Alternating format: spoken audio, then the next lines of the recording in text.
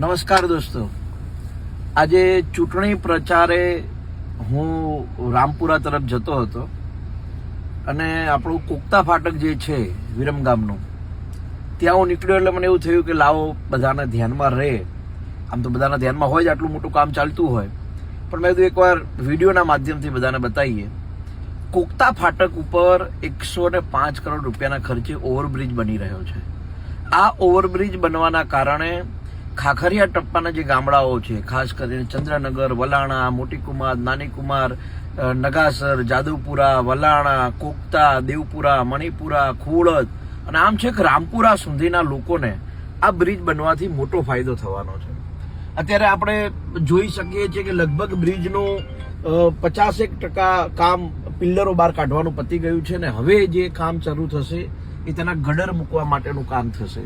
આ ફાટક ઉપર બ્રિજ બનવાના કારણે લોકોનો સમય બચશે, લોકોની ઉતાવળ પણ વધશે. કોઈ કામ હોય, હોસ્પિટલનું કામ હોય, કોઈ બીજા કામ હોય તો એના માટે હવે આ ફાટકે જે 15-20 મિનિટ અડધો કલાક ઊભું રહેવું પડતું હતું એ ઊભું નહીં રહેવું પડે. અને આ બ્રિજ બનવાથી આપણું જે બહુચરાજી તરફનો જો આખો ઓટોમોબાઈલ હબ્સ છે, જે મારુતિ, હોન્ડા, વિવિધ કંપનીઓ જે છે, એના કારણે લોકોને આવવા જવામાં પણ સાચી સરળતા રહેશે. અત્યારે તમે જોઈ શકો છો ફાટક બંધ જ છે. અત્યારે આ ટ્રેન અત્યારે નીકળી રહી છે, એટલે તમે એવું માનો કે આ ફાટક ઉપર ઓવરબ્રિજ બનવાના કારણે હજારો લોકોનો સમય સાથીઓ બચવાનો છે. અને એના માટે હું માનનીય મુખ્યમંત્રીશ્રીનો અને દેશના પ્રધાનમંત્રી શ્રીમાન નરેન્દ્રભાઈ મોદીનો વિશેષ આભાર માનું છું. એટલા માટે કેમ કે આપણી વિધાનસભાની અંદર મુખ્ય 5 ફાટકો આવે છે. પહેલું કોકતા ફાટક, બીજું સચાણા ફાટક, ત્રીજું સોકલી ફાટક, ચોથું રૈયાપુર ફાટક અને 5મું દેત્રોજ ફાટક. અને 5 બ્રિજ ઉપરના ઓવરબ્રિજના કામો મંજૂર થઈ ગયા છે. એમાંથી 4 ઓવરબ્રિજના કામો અત્યારે કાર્યરત છે. જેમ અત્યારે મેં આપણે કોકતા ફાટક ઉપરના ઓવરબ્રિજનું કામ બતાવ્યું કે ચાલુ છે, એવી જ રીતે સોકલી ફાટક ઉપરના ઓવરબ્રિજનું કામ ચાલુ છે, રૈયાપુર ફાટક ઉપરના ઓવરબ્રિજનું કામ ચાલુ છે અને સચાણા ફાટક ઉપર પણ ઓવરબ્રિજનું કામ ચાલુ છે. આના કારણે વિરમગામ વિધાનસભાના લાખો લોકોને ફાયદો થવાનો છે. પરંતુ જે વિરમગામની અંદર કંપનીઓ છે, જે ચાઇનાના, જાપાનના લોકો ઇન્ડિયામાં આવે છે, ઇન્ડિયાથી પછી આપણા ગુજરાતમાં, ગુજરાતથી આપણા બહુચરાજી ઓટોમોબાઈલ હબ્સમાં, આપણા માંડલમાં, તો એ લોકો માટે આ વિશેષ રાહત થવાની છે. સ્થાનિક સ્વરાજની ચૂંટણી છે. કોકતા ફાટકની વાત નીકળે એટલે આપણી સચાણા જિલ્લા પંચાયતની વાત નીકળે. સચાણા જિલ્લા પંચાયત સીટની અંદર જનકભાઈ ભારતીય જનતા પાર્ટીના ઉમેદવાર છે.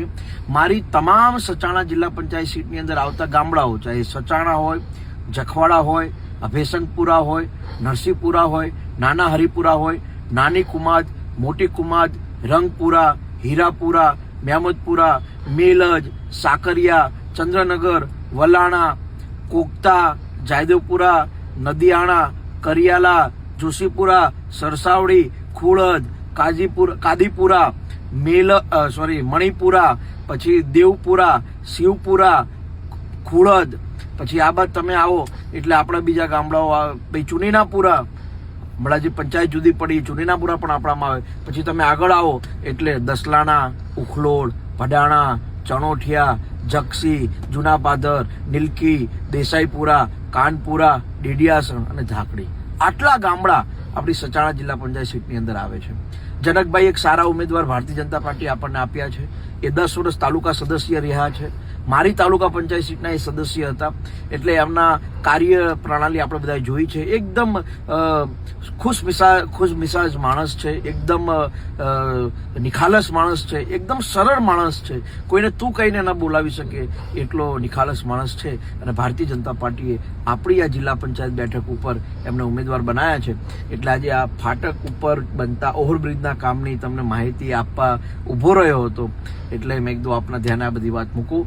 આપણે ફાટકથી પેલી બાજુ એટલે તમે જાદવપુરાવાળા રોડે જાઓ એટલે કેટલો ટકાટક રોડ બનાવ્યો છે તમે જાણો છો ને. એટલો અફલાતુન રોડ કે અત્યારે અહીંયાથી અમારે રામપુરા જતા માત્ર 10 થી 12 મિનિટ થશે.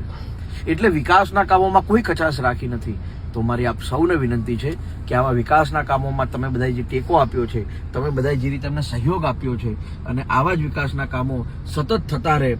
અને એ વિકાસના કામોમાં તમે જિલ્લા પંચાયત, તાલુકા પંચાયતના સદસ્યોને ચૂંટીને મોકલો, અમારી શક્તિમાં વધારો કરો, એવી આપ સૌને અપીલ કરું છું. પુનઃ એકવાર ભારતીય જનતા પાર્ટી સાથે જન સમર્થન વિકાસનું છે, જન સમર્થન વિશ્વાસનું છે. તમારો એક મત 26 તારીખે જિલ્લા પંચાયતના સદસ્ય અને તાલુકા પંચાયતના સદસ્યને આપો. ભાજપની શક્તિને મજબૂત કરો.